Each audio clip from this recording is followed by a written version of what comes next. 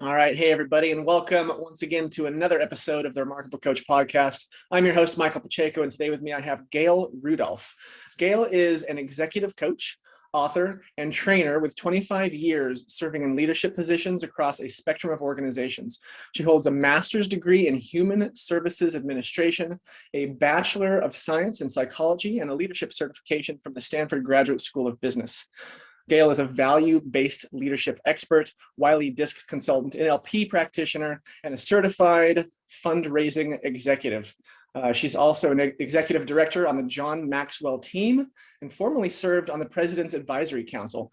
Gail's also a Cialdini method certified trainer, one of only 13 people globally, and one of only 2 women and the only woman in the United States to hold this distinction.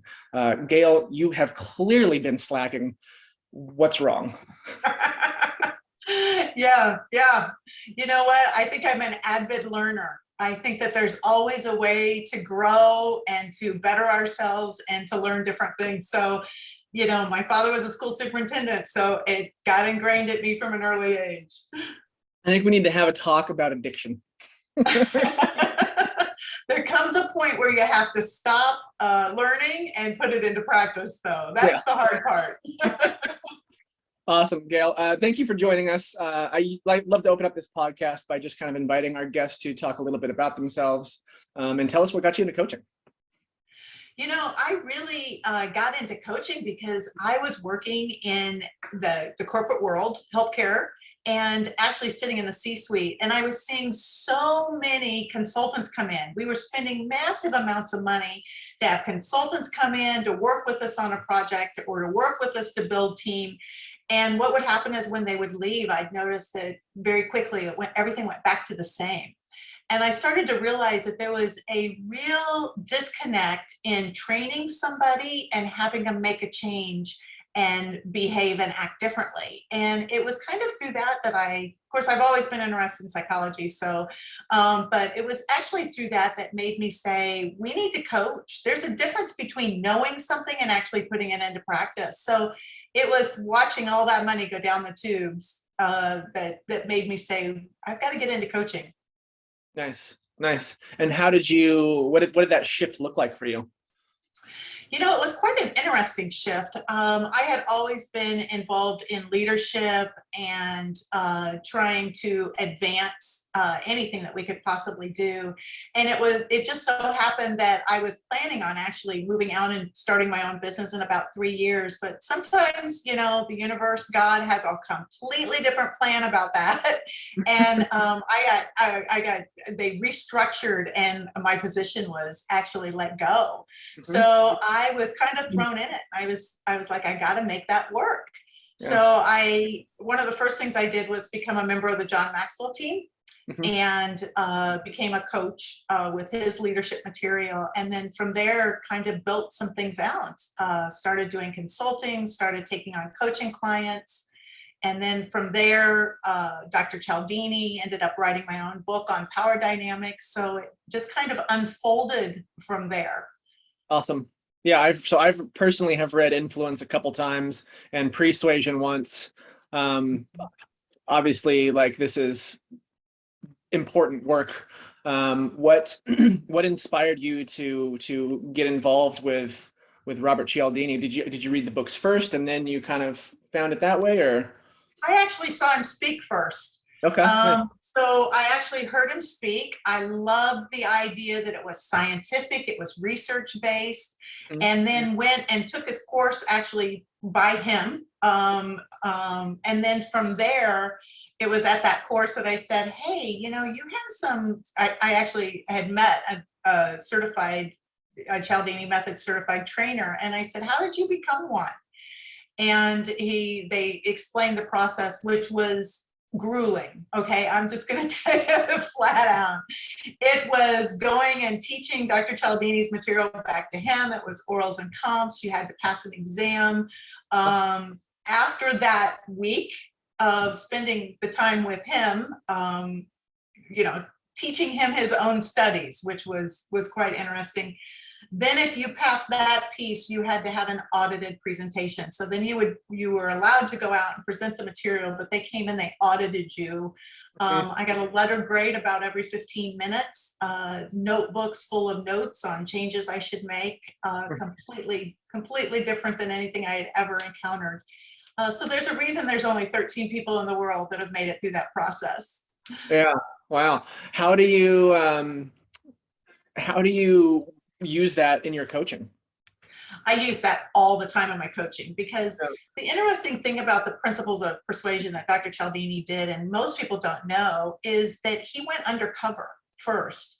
So he actually put on disguises, he changed his clothes, he changed his demeanor, and he actually went undercover to places like used card sales training, marketing agency training. He actually even went undercover in the cult to see why and what they were using to get people to say yes.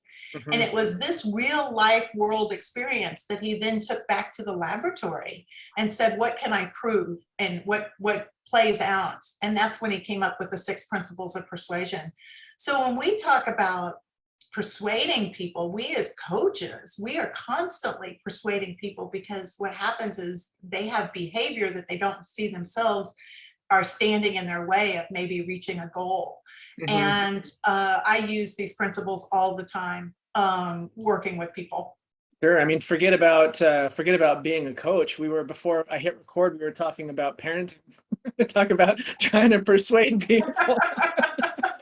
People get so upset. They're like, oh, you're persuading, you're negotiating. I'm like, just be a parent. You're doing that every minute of every day.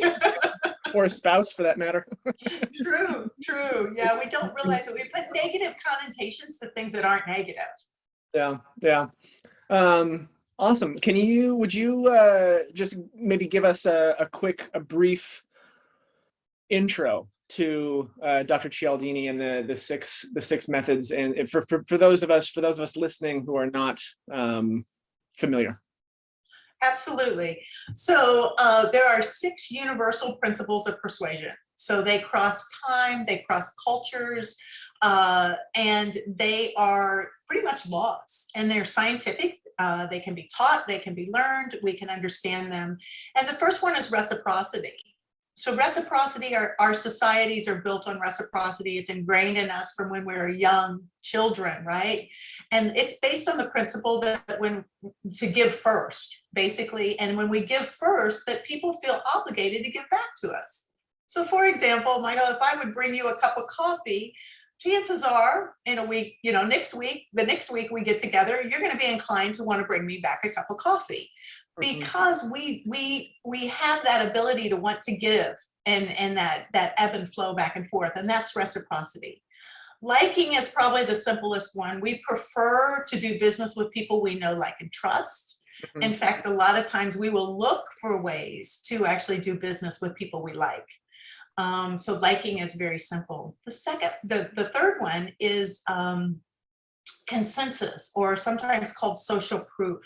And that we can see, the internet has made it. When we go to a town, we pick up our phone and we look at Yelp, right? Basically, it's what are other people doing in the same situation. So we look to see what other people are doing and how they've made decisions. And Yelp is a great example of that. We look for it for restaurants, stars, all kinds of things like that. What are other people doing in that same situation? Authority is the fourth one. And authority is, we look to people who have authority to make decisions on how to do things. Now, we're not talking about people in authority. We're not talking our boss. We're talking about people that are an authority. These are people like our lawyers, our CPAs, our doctors. We look to them when we don't know how to make a decision on something. We look to what they're doing. So authority is a big one. So I always tell people, if you don't have your credentials listed on your email, right, or some way to show you're an authority, you need to do that, because it's one of the principles. The next one is consistency. We have a desire to remain consistent with things that we've said or done or taken a stand on before.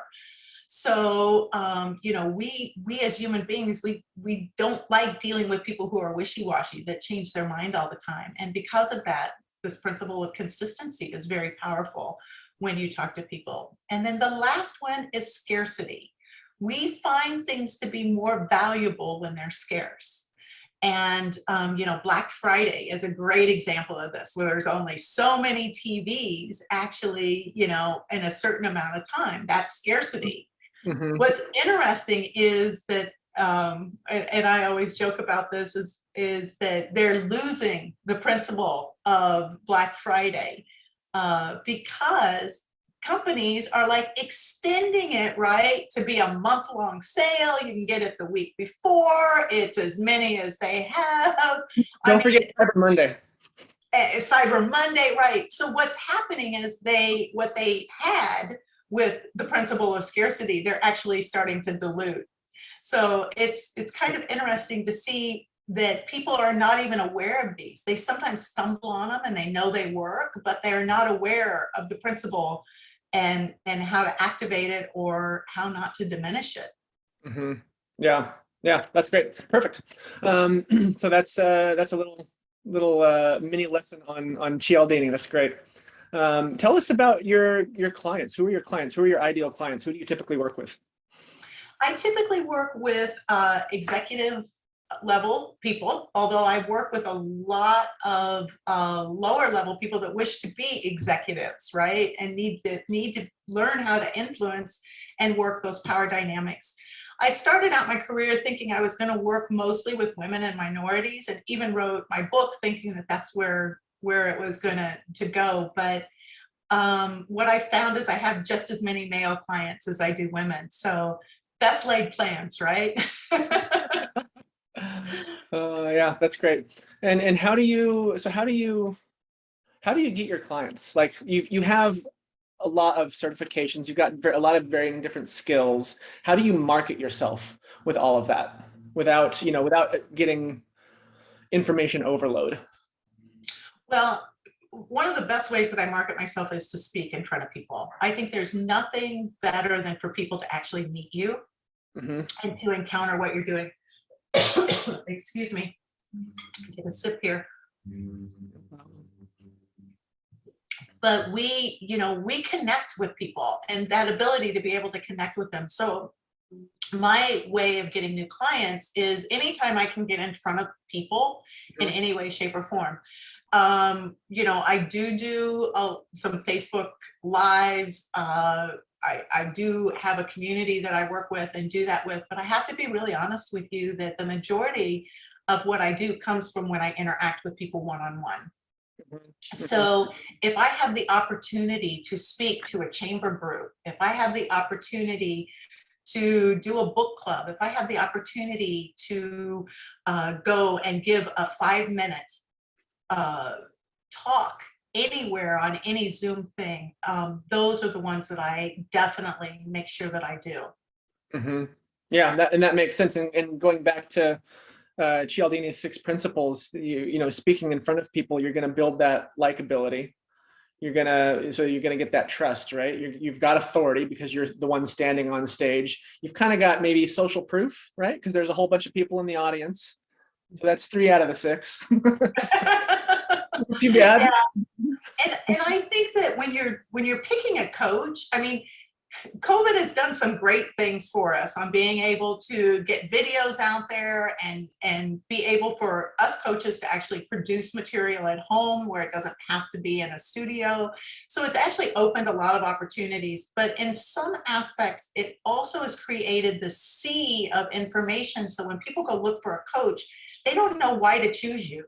And that piece can be completely kind of overruled the minute they hear you speak or the minute they have some interaction with you. Yeah. So how did you overcome that during COVID? We actually did a lot of join us for a conversation here. We did a lot of I released a book during that time. I did a lot of free keynote speaking events. I did a lot of let me come on and speak to your group about a certain topic. For the keynotes, is that like digital online summits, that kind of thing? They were both. They, of course, during COVID and that 1.5 years, they were all online. But then what happened was when people started getting together again, then you got called back to do them in person, which is much, much better than online if you can actually do it. But being real, I think, is the biggest thing for a coach. Mm-hmm. I know when I look for somebody to work with, I don't want them to be such an authority, right? That they've never made a mistake and they don't know what I'm going through. No, we're all human beings. And I think that's one of the biggest mistakes coaches make, is saying, hey, I know about all this stuff. And it's not. It's, I've traveled this road before. So who do you want as your guide? Right? Mm-hmm. Somebody that's traveled the road before and made mistakes and knows which direction not to go, or somebody who claims to know everything but hasn't actually lived it. Mm-hmm. Yeah. The authenticity is a huge part of building that, knowing likability and trust. Yeah, I always, I work a lot around power dynamics in the workplace, and that's because I was not very good at it. Mm-hmm. So what I do is I create a guide then for you to be able to work through those power dynamics and create a win-win situation in your work environment, because I fumbled all the way through and I was clueless. So why not learn from my mistakes and learn the things that I learned in order to be able to maneuver them? Yeah. So your book is called Power Up, Power Down, and it's on power dynamics. Tell us a little bit about that and what we can look forward to in the book. Well, the book is specifically about power dynamics in the workplace. And I define power as really simply kind of the capacity or the ability to direct or influence either the behavior of others or a course of events. Mm-hmm. So many people confuse power with being authority and dominance. And mm-hmm. power is actually not that. What the power that I'm talking about is your interpersonal power. Nobody thrives under dominance. Real power is being able to maintain control of yourself. Viktor Frankl made a statement that's famous, that between stimulus and response, there's a space. So the book really talks about how to use that space, because power is available. Power is an energy that ebbs and flows in every interaction we have. And that space is really choosing whether you're going to power up during that time or power down. Mm-hmm. And powering up is kind of a choice we make to step into a fuller presence. And powering down is kind of intentionally changing your stance or creating an environment. So let me explain it like this. When we get pushed, we push back. Mm-hmm. And when power dynamics, especially in a workplace happen or in any relationship happen, when people are pushing against each other, nothing gets accomplished and people walk away upset. Mm-hmm. So when we talk about power, and the power dynamics is the energy that ebbs and flows, there is a need to power up at times and a need to power down at times to keep that energy flowing freely back and forth. Mm-hmm. And that's what we're really talking about. It was written as a guidebook to understand, how do you power up and how do you power down? Yeah, very cool. Very cool. Do you think, does this apply to modern distributed teams as well? Or is this more specifically for, let's say a headquarters with, 500 employees?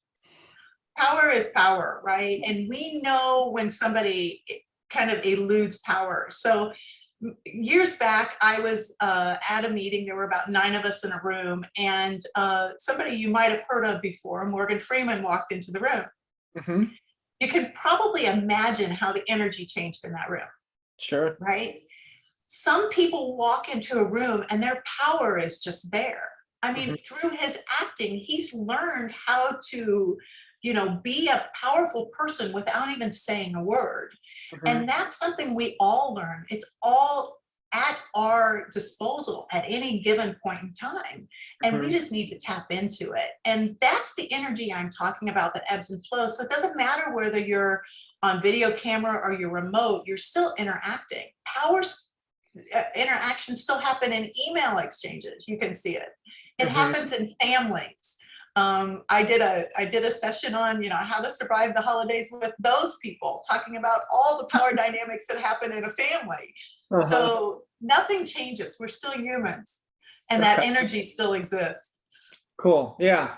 So I mean, it makes sense. Like, obviously, to me, like Morgan Freeman walks into a room, clearly, like the guy's Morgan Freeman. People are clearly gonna, show deference and have respect for this guy. I mean, can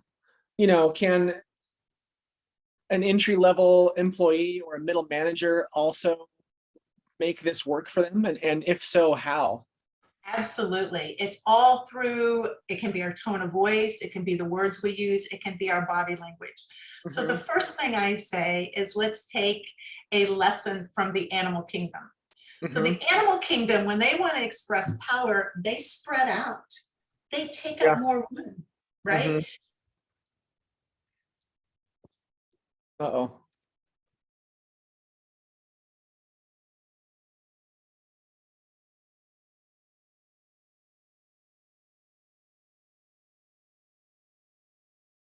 So Justin, we've got an issue here where the internet is cutting out.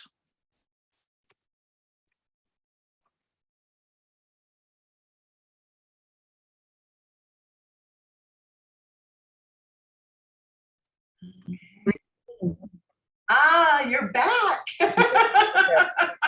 That was a bad one. I was going to say I completely lost you there. No, that was a bad one. That was a bad one. All right, let's keep going. Okay, so I'm trying to remember where my train of thought was. We were talking about taking up lots of space, like Don Draper. Taking up lots of space, lowering your tone of voice. Yeah. Putting strategic pauses. Even the words you say, we, us, them, all can be ways to either power up or power down to create this type of atmosphere. When we talk about power, we talk about really holding on to your own interpersonal power. One thing I learned was that what happens is that when we get upset, when we yell, we give our power away.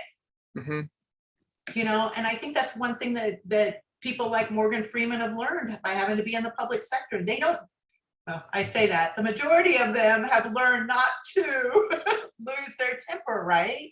Sure. Not to give their power away. And that was one thing for me. I kind of woke up one day with the epiphany that nobody takes our power. We actually give it away. And, holding on to that power, sometimes we can't change the outcome. But how we can feel about it once we've had an interaction sure can make a difference.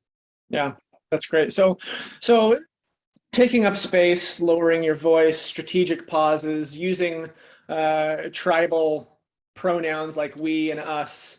These are all kind of tactics, right? To get that. Is your book primarily tactical, or is it more on the strategic side, or is it maybe a little bit of both? Well, it's a little bit of both. There's some things that I talk about in the book that are more, I gave you that because a lot of people tend to go towards one they're familiar with. And I gave them opportunities to learn other ones. But there's so much more when it comes to power. I always say that the secret sauce to power is how we hold our boundaries. Boundaries are simply parameters we put around our time and our energy and our money. And one thing that happens in the work setting is that we've allowed our boundaries to be interrupted and we don't know how to hold our boundaries. So I tell people, if you say you need your time off at night and you're getting mad at somebody because they continue to text you after 7 p.m. at night, then my first question to them is, what do you do when they text you? And 90% of the time I hear back, well, I text them back. And I tell them, and I'm like, well, no, then you're not holding your boundaries. Put your phone away. Yeah, and it seems so, it seems like obvious, right? That you don't text them back. But what happens is when we get in a work situation, many times those boundaries, we think that we need to do that in order to be effective. And if you've ever studied Juliet Flint, she talks about white space.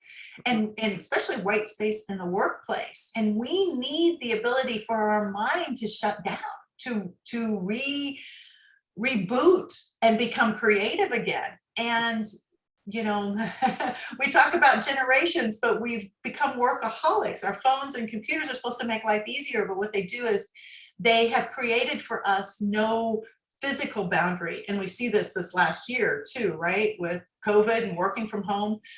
It used to be we'd go to work, we leave work, we drive home, and there was work and life was here. And with computers and various things, it's all gotten muddled. And what happens is if we don't hold our boundaries, that's our secret sauce to holding our power. If we don't hold our boundaries of how we're going to use our time and our energy and our money, they will get taken away from us. Boundary busters will come in and just eat them up. I love that you call them boundary busters. That's great. Just keeps it kind of fun. Awesome. Gail, tell us what are some things that you struggled with when you first started coaching? When I first started coaching, I think the first thing I struggled with is who am I to help you? Who am I to kind of tell you what to do or how to do it? And imposter syndrome kind of thing? Yeah, kind of. Yeah, very much the imposter syndrome. And I think we as women, we definitely have that, right? But it's like, what do I have to offer? And I think it's imposter syndrome, but it's more about our mindset of really, I always say, if we talk to other people the way we talk to ourselves, we would not have any friends or family around us, right? But we talk to ourselves so critical, like, oh my gosh, what am I doing? And I think one of the things that I did when I started, not only wondering what did I have to offer, but also thinking I needed to have all the answers. And coming to that realization of, you have the answers for your life and you. Yeah. All I'm doing is helping you figure out and draw out those answers. You need to have the right questions. The right questions. Yeah, I love it when people go, well, I had an idea. I'm like, okay, yeah, I laugh and I giggle. I'm like, you had an idea, but the idea was always there. It's just now being drawn out of you. And I think kind of that kind of approach to coaching really helps because it helps people become their best version of themselves. Yeah, that's great. What about some big wins? We talked about your struggles. What kind of big wins have you had for your clients? You know what? Some of the biggest wins that I think my clients have had is when they've learned to actually, one of them is to step into their power. So there's one lady that I know that was really wanting to get a promotion and she was having a hard time with her boss. And she was having a little bit of problem with that imposter syndrome too. I'm not good enough. And I worked with her around that. And her boss had asked her to go with him to a meeting, and it was a fundraising meeting, and they had volunteers that were coming, and they were going to work out how to get funding for a project they had going on. And when she got there, it was an evening meeting, and it was dinner. She happened to be the only female in the room, and I happened to know her boss, who was anything but egotistical, but he slipped up and he said, well, Kelly's here to take notes. And when Kelly was sharing this story to me, I thought, I know exactly what would have happened before coaching. But I was so proud of her because before coaching, she would have, sat there, fumed about it, went home, her family would have heard about it, everything would have been a disaster for the next week. She would have been so upset. But Kelly said, Gail, I heard your voice in my head. And I think that's one of the biggest compliment a coach can get is I heard your voice in my head and say, I have power in this situation and I don't have to be confronted to get it.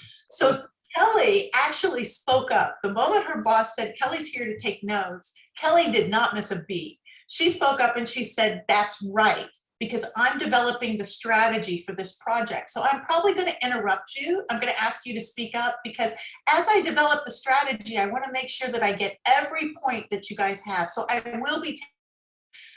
And throughout the evening, she did actually interrupt and tell people to speak up. And she left that meeting feeling completely different than what she normally would have felt. But she had learned a way to deal with the situation where she didn't have to be confronted by her boss. She didn't have to be angry because we all make mistakes. We all say the wrong thing at the wrong time. And I think that goes back to having, that most people have noble intent. Most people are not trying to put you down or be disrespectful. Sure. She actually got a promotion out of that event. Her boss called her in the next day and said, I think it's time that we talk about promoting you. That's great. That's awesome. Yeah, because I mean, I feel like definitely you're in a group meeting and being told that you're there to take notes. That's a little bit, it's doesn't necessarily feel great. But then she flipped the script, owned it, and said, "Yeah, I'm taking the notes, but these notes are for me because I'm running the show." Right. Yeah. I'm developing the strategy. Yeah, that's Yeah. awesome. That's awesome. I love that. That's great. Um, cool. What about what kind of recommendations would you have for people who are just getting into coaching? I think the biggest recommendation is look at who you're surrounding yourself with. Hmm. I think one of the biggest things that coaches do is they don't surround themselves with coaches that are actually doing what they want to do. Hmm. We tend to think as coaches that we need to be our own little thing and there's competition. I guarantee you there's enough business out there for all of us. We don't have to compete with each other, but Hmm. surround yourself with people who are making it happen, Hmm. with the people that you want to be like. If you're the smartest person in the room, you need to pick a different room. So Hmm. find those communities of coaches. There are plenty of Facebook groups, LinkedIn groups, opportunities to connect with people who are doing what you want to do, but push yourself to grow Yeah, in those areas. yeah, love that. That's great. That's super smart. That's a super good one. Awesome. Well, Gail, is there anything else that you would like to chat about that we haven't touched upon before we kind of wrap up here? Or I think I just want to encourage everybody that, you have the ability to grab and harness your life, your power, your influence, and don't let anything stop you from doing that. You have value to bring to everybody you encounter, and you add value to everybody that you interact with. And don't sell that short. Many times we think, oh, I'm just talking to this person, I'm just talking to that person. We all have something that we can contribute to any and everybody that we come in contact with. And as a coach, you have the power to change the trajectory of somebody's life. And that is not something to be taken lightly. It's also not something to think that it's not a small thing. It's a huge thing. You have the ability to make somebody else be a better version of themselves. So I commend everybody who decides to enter into this coaching business, because it's not easy work.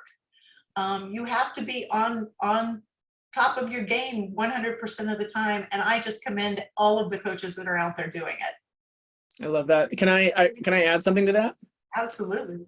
So I think not only do you have, as a coach, do you have the power to change someone's life, but you have to also think about the second and third order effects of that. So one of the reasons why my company Boxer got into working with coaches and into the coaching space is because we're a marketing agency.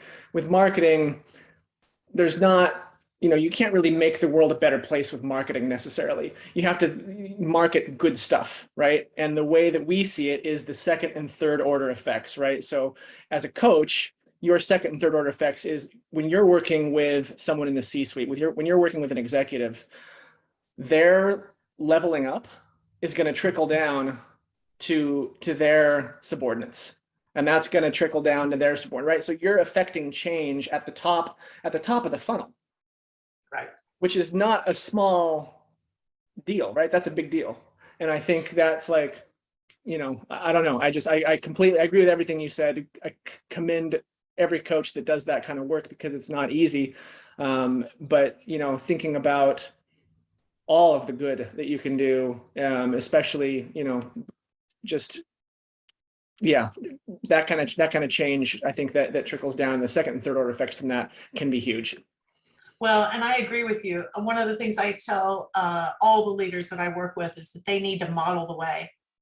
It's like parenting. When you're in leadership, it's not do as I say, right? And not as I do. It's they're going to watch how you're doing things, and Yeah. they're going to watch how you model that.